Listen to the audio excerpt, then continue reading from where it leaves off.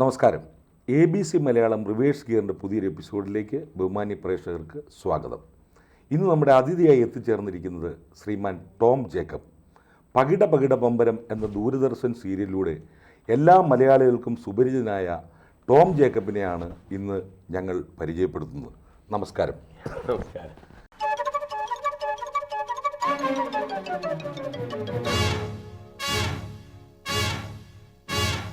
പകിട പകിട പകിട പകിട പമ്പരം പടയിലടവിലിടറി വീണ നൊമ്പരം. ശരിക്കും പമ്പരം എന്ന് പറയുന്ന സീരിയല് താങ്കൾക്ക് ഒരു നടൻ എന്ന നിലയ്ക്ക് ഗംഭീര ഓപ്പണിംഗ് ആണ് മലയാള പ്രേക്ഷകരുടെ ഇടയിൽ കിട്ടിയത്. അതെ, എവിടെയായിരുന്നു ഇത്രയും കാലം? ഇത്രയും കാലം ഞാൻ എൻ്റെ വീട്ടിൽ തന്നെ ആയിരുന്നു. എന്തു പറ്റി അങ്ങനെ ഒരു ഗ്യാപ്പ് അതായത് കലാരംഗത്ത് ഞാൻ വരാനുണ്ടായ സാഹചര്യം? പമ്പരം തുടങ്ങിയത് 1999-ലാണ്. 2005 വരെ അത് നിലനിന്നു. ഒരു 278 എപ്പിസോഡുകളോളം. അതായത് ഈ 5 വർഷത്തെ കാലം എന്ന് പറയുമ്പോൾ ആഴ്ചയിൽ ഒരു എപ്പിസോഡാണ് പോകുന്നത്. അങ്ങനെ വരുമ്പോൾ ഒരു 5 വർഷത്തോളം അത് നീണ്ടു നിന്ന് പോയി. പിന്നെ 2010-ൽ അതൊരു മെഗാ സീരിയലായിട്ട് റിപ്പീറ്റ് ചെയ്തു. ഓക്കെ. പിന്നെ ജീവൻ TV-യിൽ അത് വന്നു, റിപ്പീറ്റ് ചെയ്തു. അപ്പം അങ്ങനെ ആ കലാരംഗത്ത് അങ്ങനെ പ്രവർത്തിച്ചുകൊണ്ടിരിക്കുമ്പോൾ ഒരു മെഗാ സീരിയൽ ഞാൻ ദൂരദർശന് ചെയ്തായിരുന്നു. ഗംഗ എന്നായിരുന്നു അതിൻ്റെ പേര്. 2016 ആയപ്പോഴത്തേക്കും. അതിനോടൊപ്പം തന്നെ ഈ PRD വർക്കുകളും അഡ്വർടൈസ്മെൻറ്റും മേഖലകളിലൊക്കെ ഞാൻ നിന്നിരുന്നു. അതിനുശേഷം ഈ ഗംഗയ്ക്ക് ശേഷം ഗംഗയുടെ ഒരു ടാർഗറ്റ് എന്ന് പറഞ്ഞാൽ ഒരു 0 ആയിരുന്ന ദൂരദർശൻ്റെ റേറ്റിങ്ങിനെ ഉയർത്തുകയാണെങ്കിൽ എപ്പിസോഡുകളോളം പോകാം എന്നൊക്കെ പറഞ്ഞിട്ടാണ് ഒരു ഫണ്ടഡ് പ്രോഗ്രാം പോലെ തന്നിരുന്നത്. ഞാനത് 3 പോയിൻറ്റോളം കൊണ്ടുവന്നു. പക്ഷേ ദൂരദർശൻ്റെ സാഹചര്യം കൊണ്ട് അത് മുന്നോട്ട് കൊണ്ടുപോകാൻ അവർക്കത് കഴിഞ്ഞില്ല. അവർ റേറ്റിംഗിൽ വന്നെങ്കിലും കണ്ടിന്യൂ ചെയ്യാൻ പറ്റിയില്ല. അപ്പോൾ അതിൽ എനിക്കൊരു അല്പം നിരാശ തോന്നി, കുറച്ച് നഷ്ടമൊക്കെ ഉണ്ടാക്കി. നമ്മൾ 200 എപ്പിസോഡ് 500 എപ്പിസോഡ് പോകുന്നൊക്കെ പറഞ്ഞ ഷൂട്ട് ചെയ്ത് വെക്കുമല്ലോ. ഡെയിലി മെഗയാകുമ്പോൾ നമ്മൾ നേരത്തെ പ്രിപ്പയർ ആയിരിക്കണമല്ലോ. അങ്ങനെ കുറച്ച് ഷൂട്ടൊക്കെ ചെയ്ത് ഇതിനകത്ത് കുറച്ച് നഷ്ടം ഉണ്ടായപ്പം സത്യത്തിൽ എനിക്കൊരു നിരാശയുണ്ടായി. അപ്പം ഞാൻ ബേസിക്കലി ഒരു സിവിൽ ഡിപ്ലോമ ഹോൾഡർ ആയിരുന്നത് കൊണ്ടും കൺസ്ട്രക്ഷൻ മേഖലയിലൊക്കെ എനിക്ക് കുറച്ച് പരിചയം ഉണ്ടായിരുന്നു. അങ്ങനെ ഞാൻ ഈ ലൈസൻസ് ഒക്കെ എടുത്തിട്ട് PWD ലൈസൻസ് ഒക്കെ കോൺട്രാക്ടറായിട്ട് മാറി. അങ്ങനെ അതിൻ്റെ പ്രധാന കാരണം എന്ന് പറയുമ്പോൾ ഞാൻ എല്ലാ ഇൻ്റർവ്യൂവും പറയാറുള്ളത്, ഞാൻ 1ാം സ്ഥാനം ദൈവത്തിനും 2ാം സ്ഥാനം കൊടുക്കുന്നത് എൻ്റെ കുടുംബത്തിനുമാണ്. ഈ 3ാം സ്ഥാനമേ ഉള്ള എൻ്റെ പ്രൊഫഷന് കൊടുക്കത്തുള്ളൂ. അതൊരു പക്ഷേ 2ാം സ്ഥാനത്ത് കൊടുത്തിരുന്നെങ്കിൽ ഈ പറയുന്ന സിനിമാ ഫീൽഡിലൊക്കെ എനിക്ക് വരാൻ കഴിഞ്ഞേനെ. ഞാൻ ട്രൈ ചെയ്തില്ല. എനിക്ക് തോന്നുന്നത് 10-12ഓളം സിനിമകളിൽ കാമിയോ റോൾസ് ചെയ്തിട്ടുണ്ട്. പക്ഷെ ആ നിലയിൽ അല്ലാതെ തന്നെ സിനിമയിലേക്ക് എൻട്രി ആവേണ്ട ഒരാളാണ് താങ്കളെന്നാണ് ഞാൻ വിശ്വസിക്കുന്നത്, പ്രേക്ഷകരും വിശ്വസിക്കുന്നത്, അല്ലേ? താങ്കളുടെ അഭിനയ ജീവിതത്തിൽ താങ്കൾ അഭിനയിക്കുന്ന ബ്ലാക്ക് ആൻഡ് വൈറ്റ് സീരിയലുകളാണ് എൻ്റെ ഓർമ്മ. അമ്പിളിച്ചേട്ടനെ അനുകരിച്ചിട്ടുണ്ടോ? ഞാൻ ഒരിക്കലും ഈ അനുകരണ കലയിൽ ഉണ്ടായിരുന്നില്ല. മോണോ ആക്ട് ഉണ്ടായിരുന്നു. ചില മാനറിസങ്ങളൊക്കെ അത് ഒരു പക്ഷേ അങ്ങ് തോന്നുന്നതാണ്. ഇപ്പം പലരും പറയാറുണ്ട് എൻ്റെ ശബ്ദം മുകേഷിൻ്റെ ശബ്ദമാണെന്ന്. ഇപ്പൊ ഒരു സിമിലാരിറ്റി തോന്നുന്നുണ്ട് പറഞ്ഞപ്പോൾ. അപ്പൊ എന്ന് പറയുന്ന പോലെ ഉള്ളൂ. ഞാനത് ക്രിയേറ്റ് ചെയ്യുന്നതല്ലല്ലോ, നമ്മുടെ നോർമൽ സംഭവമാണ്. അതേപോലെ ആക്ഷന്റെ മുഖത്ത് വരുന്നതായിരിക്കാം. അങ്ങനെ ഈ പമ്പരത്തിന് മുമ്പ് എന്താണ്? പമ്പരത്തിന് മുമ്പ് ഞാൻ ഈ സിനിമ ഇതിലേക്ക് വരുന്നതിന് മുമ്പ് ആദ്യമായിട്ട് ഞാൻ ഈ സിവിൽ എഞ്ചിനീയറിംഗ് കഴിഞ്ഞ് കുറച്ച് ഒരു 7 വർഷം കോൺട്രാക്ട് ലൈഫൊക്കെ കൊണ്ടുപോയായിരുന്നു. കൺസ്ട്രക്ഷൻ കമ്പനിയിലൊക്കെ കർണാടകത്തിലൊക്കെ വർക്ക് ചെയ്തിട്ട് എനിക്കൊരു വലിയ ആഗ്രഹം ഉണ്ടായിരുന്നു ഈ ഫീൽഡിലേക്ക് വരണമെന്ന്. അങ്ങനെ ഞാൻ തിരിച്ച് തിരുവനന്തപുരത്ത് എത്തുകയാണ്. അങ്ങനെ ആദ്യമായിട്ട് ഈ ഫീൽഡിനെ പറ്റി മൊത്തം പഠിക്കണമെങ്കിൽ ഒരു പ്രൊഡക്ഷൻ മാനേജർ ആകണമെന്ന് പണ്ട് അക്കരൊന്നൊരു പുതിയ അറിവായിരിക്കും. ഒരു സിനിമയെ പറ്റി പൂർണ്ണമായിട്ട് പഠിക്കാൻ പറ്റും ഒരു ആസ് എ പ്രൊഡക്ഷൻ മാനേജർ. അപ്പോൾ അതെനിക്ക് ഐഡിയ തന്നത് അക്കരൊന്നൊരു മാരൻ എന്ന് പറഞ്ഞ സിനിമ ഡയറക്റ്റ് ചെയ്ത നമ്മുടെ പെട്ടെന്ന് പേര് മറന്നുപോയി, ഞാനത് പിന്നീട് ഓർത്ത് പറയാം, ഞാൻ പെട്ടെന്ന് ഓർക്കുമ്പോൾ.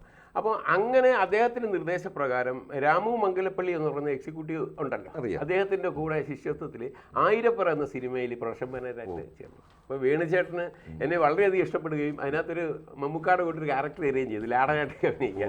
ആ പാട്ടിൽ ഇപ്പോഴും ഉണ്ട്, ഞാൻ അഭിനയിക്കുന്നുണ്ട്. പിന്നെ കളിപ്പാട്ടം ലാലേട്ടൻ്റെ കളിപ്പാട്ടം. അങ്ങനെ വന്ന് അങ്ങനെയാണ് ദൂരദർശനിലേക്ക് ഒരു ഷോർട്ട് ഫിലിമിൻ്റെ പ്രൊഡക്ഷൻ മാനേജ്മെന്റിന് വേണ്ടി ഫിലിമിന്റെ അന്ന് ടെലിഫിലിമാണ്. ദിലീപും ഹരീശ്രീ അശോകനും അഭിനയിക്കുന്ന വേളൂർ കൃഷ്ണൻകുട്ടിയുടെ ഒറ്റമൂലി എന്ന് പറഞ്ഞിട്ടൊരു ടെലിഫിലിം. അതിൻ്റെ എക്സിക്യൂഷൻ ഞാനായിരുന്നു. അന്നൊരു പക്ഷേ എനിക്ക് തോന്നുന്നു 13 എപ്പിസോഡാണ് മെഗാ സീരിയൽ. തീർച്ചയായിട്ടും സ്വകാര്യ ചാനലുകൾ വരുന്നതേ ഉള്ളൂ. അതെ അതെ അതെ അതെ. ഏഷ്യാനെറ്റും സൂര്യയൊക്കെ ലോഞ്ച് ചെയ്തേ ഉള്ളൂ. അതെ, എനിക്ക് തോന്നുന്നു ടെലികാസ്റ്റിംഗ് ഏഷ്യാനെറ്റ് ആ കാലഘട്ടത്തിൽ സിംഗപ്പൂരിൽ നിന്നായിരുന്നു തോന്നുന്നു അല്ലേ? അതെ അതെ അതെ. ദൂരദർശനാണ് സാധാരണക്കാരുടെ പ്രിയപ്പെട്ട ചാനൽ. അതെ, അത് സിറ്റി ഓഡിയൻസ് മാത്രമാണ് അന്ന് മറ്റ് ചാനലുകൾക്ക് ഉണ്ടായിരുന്നത്. ഈവൻ കൈരളി പോലും മൂന്നാമത് വരുന്നത് കൈരളിയാണ്. അപ്പോഴും സിറ്റി ഓഡിയൻസിന് മാത്രമായിരുന്നു.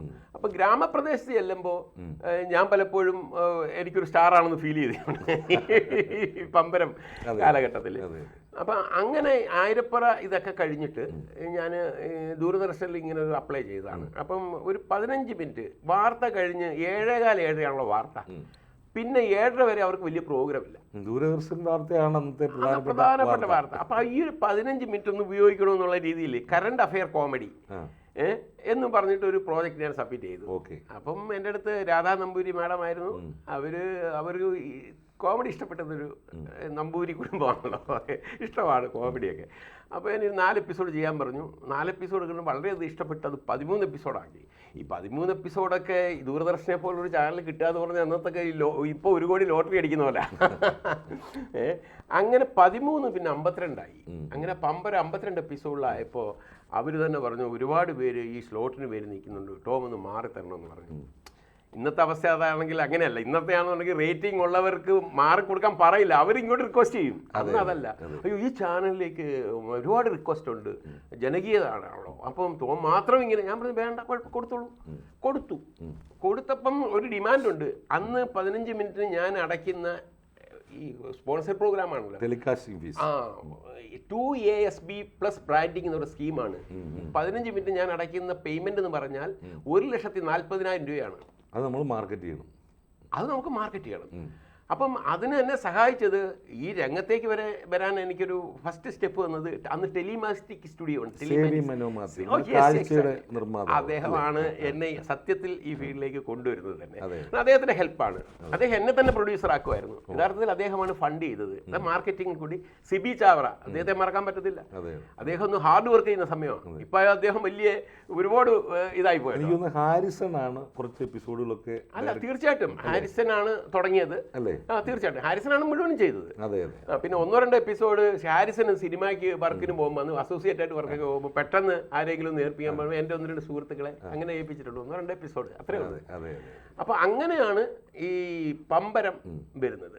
പമ്പരം മാറിയതിന് ശേഷം വേറെ ആൾക്കാർ വന്നല്ലോ. ഞാൻ അതിന്റെ പേര് പറയുന്നില്ല. അവര് ഈ 1,40,000 രൂപ അടയ്ക്കാം, അവർക്ക് കൊടുക്കുമെന്ന് പറഞ്ഞിട്ട് വൻപൻ ആർട്ടിസ്റ്റിനൊക്കെ ഇട്ടിട്ട് അവർ ചെയ്തു. 4-ാമത്തെ ആഴ്ച അത് വീണുപോയി. വീണ്ടും എന്നെ വിളിച്ചു. ഞാൻ പകിടപകിട പമ്പരം എന്നുള്ള പ്രൊപ്പോസലാക്കി വന്നു. പക്ഷേ നോൺ പ്രൈം ടൈം ആയിരുന്നു. അതും സേവിയർ പറഞ്ഞു, നമുക്കൊരു 20 എപ്പിസോഡല്ലാത്ത റോമേ നഷ്ടമായിട്ടുള്ളൂ, നമുക്ക് അത് വിട്, നമുക്ക് സിനിമാ ഫീൽഡിലേക്ക് പോകാം. അപ്പം എനിക്ക് ഒരിടത്ത് നഷ്ടപ്പെട്ട് പിൻവാങ്ങാൻ എനിക്ക് താല്പര്യമില്ല. ഞാൻ പറഞ്ഞു, സേവി അത് വേണ്ട, നമുക്ക് സിനിമയ്ക്ക് എനിക്ക് ഇതൊന്ന് എങ്ങനെയെങ്കിലും ഒന്ന് അറിയണമല്ലോ. അപ്പം നമ്മളൊരു ഓഡിയൻസ് ഉണ്ടാക്കിയതാണ്. 52 പോയിന്റാണ് അന്ന് പമ്പരത്തിനുള്ളത്. പോയിന്റ് 50. ഇന്ന് കിട്ടുന്ന ഏഷ്യാനെറ്റെ പോലുള്ള അല്ലെങ്കിൽ മറ്റു ചാനലിനെ പോലുള്ള 15-13 പോയിന്റ് എന്നൊക്കെ പറയുന്നത് അന്ന് 52 പോയിന്റാണ് റേറ്റിംഗ്. അപ്പൊ അത് അത്രയും പേര് കണ്ടതാണല്ലോ അല്ലേ. അപ്പൊ ഞാൻ പകിട പമ്പരത്തിന് എന്തെങ്കിലും ഒരു അനുഗ്രഹം ദൈവം തരുമല്ലോ, അതുകൊണ്ട് ഞാൻ സിനിമയിലേക്ക് പോകാതെ ഞാൻ അതിലേക്ക് കണ്ടിന്യൂ. പമ്പരം താങ്കളെ ബ്രാൻഡ് ചെയ്യപ്പെട്ടെങ്കിലും ഏറ്റവും അവസാനം അഭിനയിച്ച സിനിമ ഏതാണ്? അവസാനം ഞാൻ ചെയ്ത സിനിമ കൽക്കട്ട ന്യൂസാണ്. അതായത് നമ്മുടെ ബ്ലെസ്സി സാറിൻ്റെ കൽക്കട്ട ന്യൂസിൽ ഒരു വേഷം. ആ വേഷത്തിലെ ക്ലിപ്പിങ്സ് ഒരു കുഞ്ഞു വില്ലനായിട്ടാ ഞാനത് ചെയ്തത്. ഒരുപാട് പേര്, 100 കണക്കിന് ആൾക്കാർ ക്ലിപ്പിങ്സ് എനിക്ക് അയച്ചു തരാൻ തുടങ്ങിയായിരുന്നു. അപ്പം ഞാൻ മിക്കവാറും ഞാൻ ഇതോടെ സിനിമയിൽ ചേർന്നിട്ടുണ്ട്.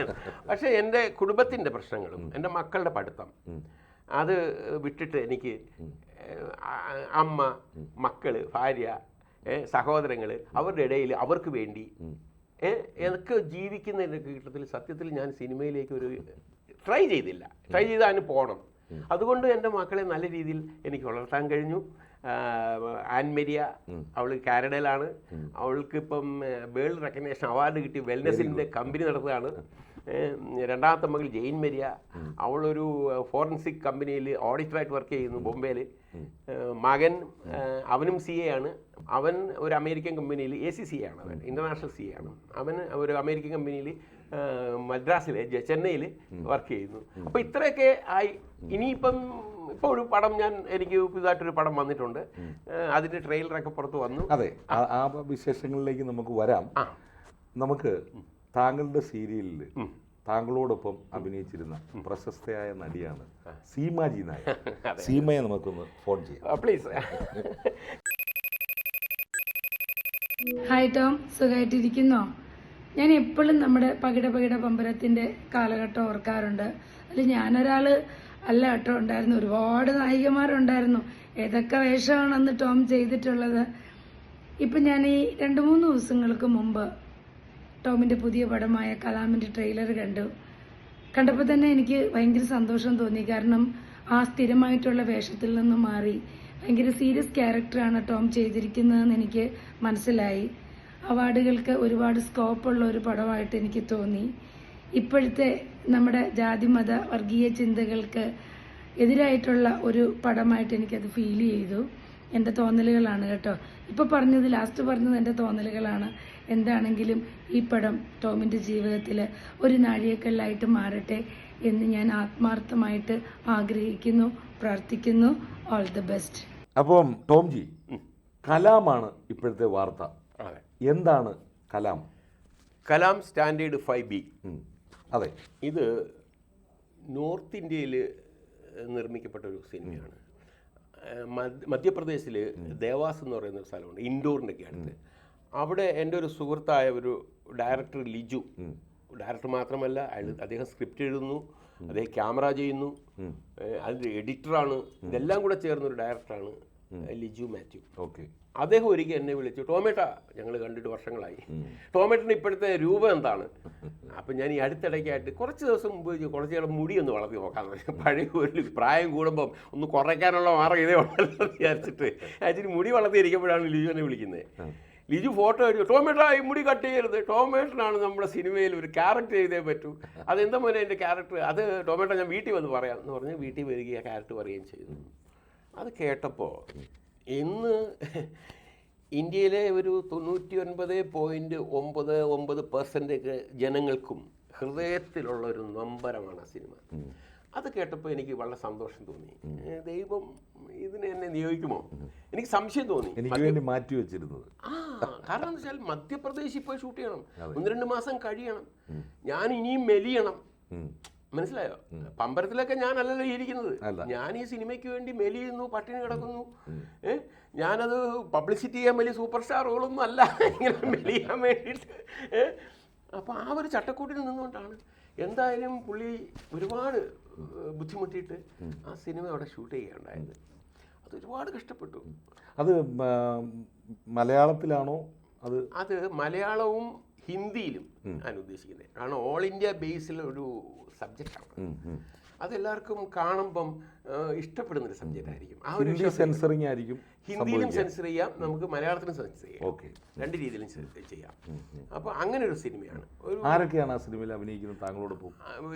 അത് ബോംബെയിൽ, അതിനകത്ത് ആകെ ഞാൻ, എൻ്റെ ഭാര്യ അഭിനയിക്കുന്നത് ബോംബെയിലെ ഉള്ളൊരു നിമിഷ നായരാണ്.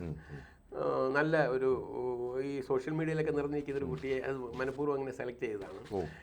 പിന്നെ 2 കൊച്ചു മെലീസ എന്ന് പറയുന്നതും ക്രിസ്ത്യാനോ എന്ന് പറയുന്നതും. അവരൊക്കെ മെലീസ മധ്യപ്രദേശിലുള്ളതാണ്, ക്രിസ്ത്യാനോ ബോംബെയിലുള്ളതാണ്.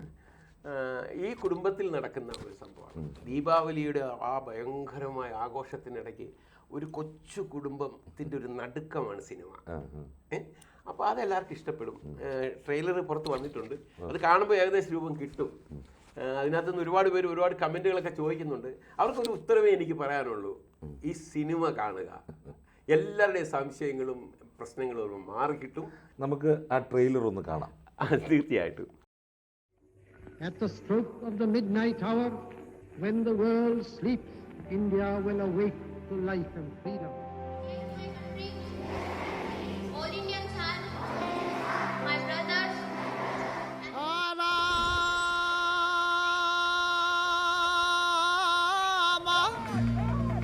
Yes, चक्की चल रही कबीर बैठा रो। കച്ചവടമൊക്കെ കൂടിയിട്ട് വേണം നമുക്കൊരു ടി വി വാങ്ങി. ടി വി വേണ്ട ബാബ, സ്മാർട്ട് ഫോൺ വാങ്ങിക്കാം.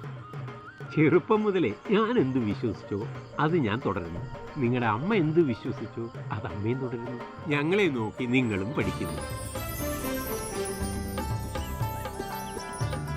നീ നോക്കിക്കോടി, നമ്മുടെ പിള്ളേർ പഠിച്ച് വലിയൊരു നിലയിലെത്തും.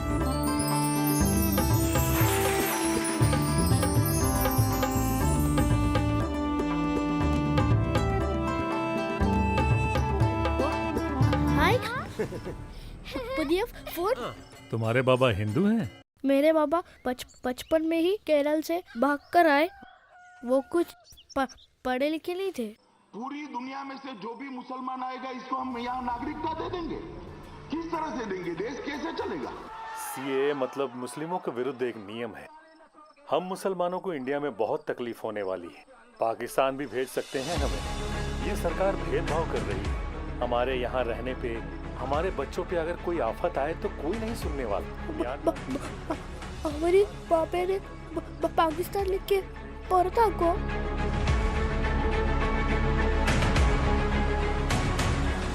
ബാബ എങ്ങും പോകില്ല മോനെ. ഇവിടെ നിങ്ങൾ മാത്രമേ ഉള്ളൂ മുസ്ലിമായിട്ട്.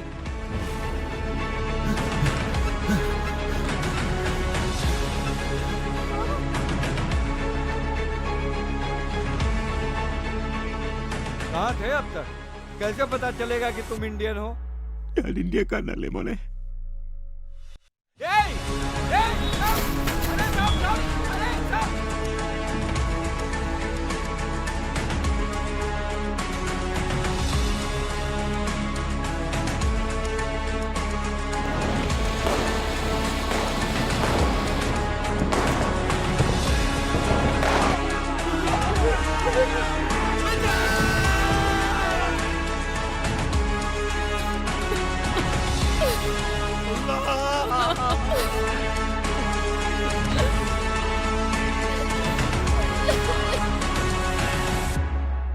CAA NRC क्या है सर? വളരെ മനോഹരമായ ട്രെയിലർ.